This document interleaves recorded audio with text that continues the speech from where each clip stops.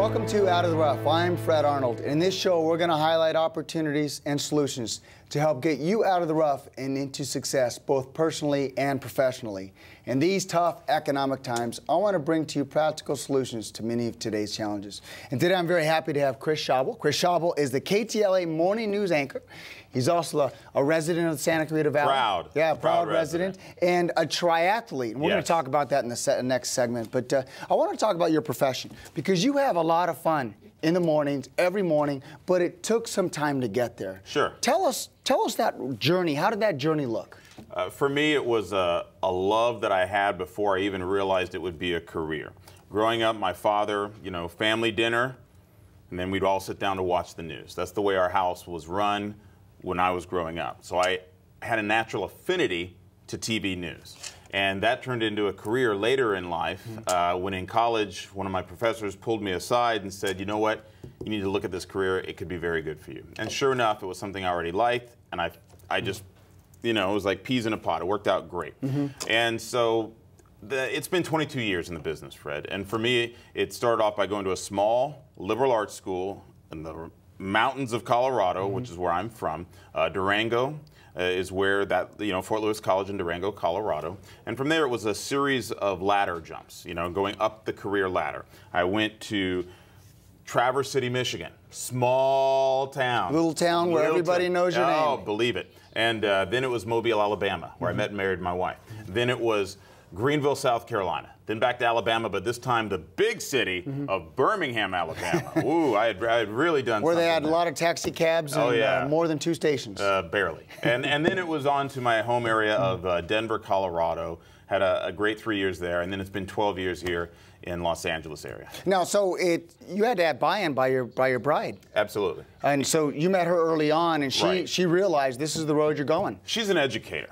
And the good thing about educators is if you're a good educator, and I think she is, you can get a job almost anywhere. She was a teacher, she became an assistant principal, and since the birth of our children, 11 years plus ago, she's taken jobs on and off as needed, as she wants, and things like that. But yeah, she's an educator, and it's almost like being a military brat when, during our marriage. She's moved around like 5 times. Yes, and enjoyed now you're settled in Santa Clarita Valley. Settled here. But let's talk about moving up. So many people graduating or younger graduating from school, they aspire to do what you do. Sure. And you took a road of a street reporter. Sure. And then moved to different cities. You said there's several ways to go. There's different ways you can go. One way is to move every couple of years to a bigger and supposedly better city where the stories are more frequent, where there's a greater variety of stories that you're going to be telling, and the professionalism with each larger city, gets better and better. And so you become better and better.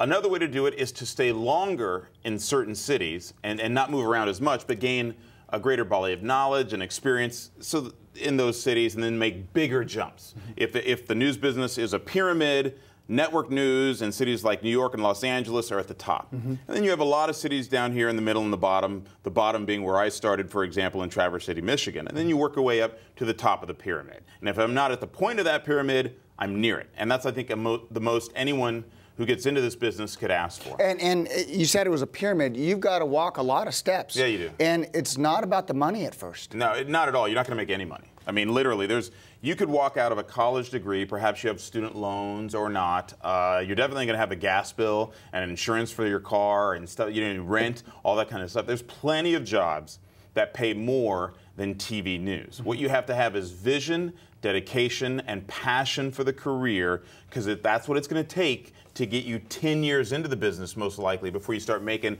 enough money where you can say, clearly, I chose the right career. Otherwise, what else are you going to fall back on? Because you'd burn out real fast. Yep, and it's moving up the ladder. I want to talk about education. Sure. There are schools specific to the media world. Right. Do you have to go that route? Some pros and cons. First of all, yes, you need a 4-year degree to be. I would argue most news directors, who are the people that hire the people that are on air that you see on TV news, you need a 4-year degree. The question becomes, do you want to go to a place like USC and the Annenberg School of Journalism, which is phenomenal? It is an amazing school, and if you can get in, the answer is yes. Should you be deterred from getting into the business if you can't get into a place like Annenberg or UCLA or some other fine institutions locally or even nationally, like the Medill School of Journalism at Northwestern University? No. Right here. I went to Fort Lewis College, which most of your audience probably doesn't even know where that is. I went to Fort Lewis College in Durango, Colorado. It's a beautiful location, liberal arts school, less than 5,000 students.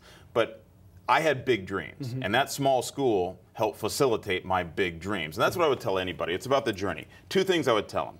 Major in communications or journalism or broadcast journalism, but also get a backup degree in some unrelated field. Because if it doesn't work out in TV news or journalism, then maybe it'll work out in that other interest that you got that degree in, and you can then parlay that into something that makes you happy. You know, you mentioned you're living proof of it. You have a PhD. You were poor, hungry, and driven. There you go. Right? You were poor, hungry, and driven, and that's how you got there. Yeah, it's absolutely true.